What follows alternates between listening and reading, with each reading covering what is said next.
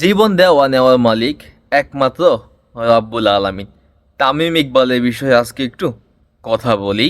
যে তামিম ইকবালের heart attack হয়েছে, জাস্ট 2 to 3 আওয়ারের ভিতরেই তার অপারেশন সাকসেসফুল হয়েছে। আলহামদুলিল্লাহ, তার জন্য অনেক দোয়া ভালোবাসা রইল। কথা কিন্তু এইটা না, না না, এইটা কিন্তু না।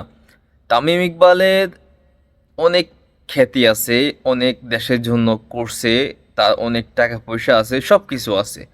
তাই 2 থেকে 3 ঘন্টায় তার জন্য সব কিছু রেডি হয়ে গেছে, এবং কি আলহামদুলিল্লাহ তার অপারেশনটাও কিন্তু সাকসেস হয়ে গেছে। বিষয় কিন্তু আমার এটা না আজকে।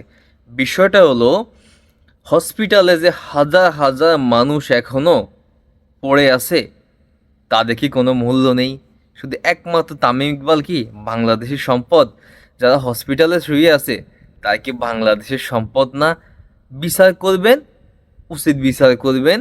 দোনো পাল্লা যাতে একসাথে থাকে, একই ওজনের থাকে। একজনের জন্য কম আর একজনের জন্য বেশি, এটা তো সম্ভব না। এটা কিন্তু মানতে পারি না। আসলে তামিম ইকবাল বাংলাদেশের সম্পদ, আমি মানি, সবাই মানে। বাংলাদেশের জন্য অনেক কিছু করছে। এই যে জুলাই আন্দোলনে যারা শহীদ হয়েছে, কিংবা যারা শহীদ হয়ে গেছে তারা তো শহীদ হয়ে গেছে, আল্লাহ নিয়ে গেছে।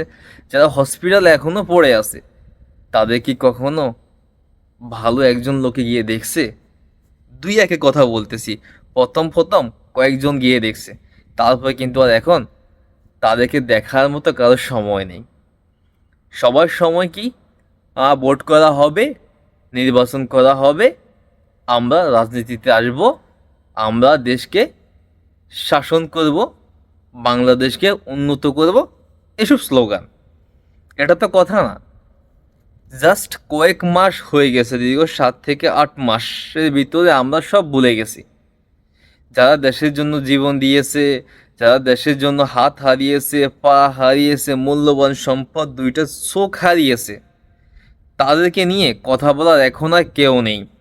সমস্ত সাংবাদিক এখন বড়ওয়ালাদের পিছনে, বললে হয়তো ভুল হবে, সরি টু সে, অধিকাংশ সাংবাদিক।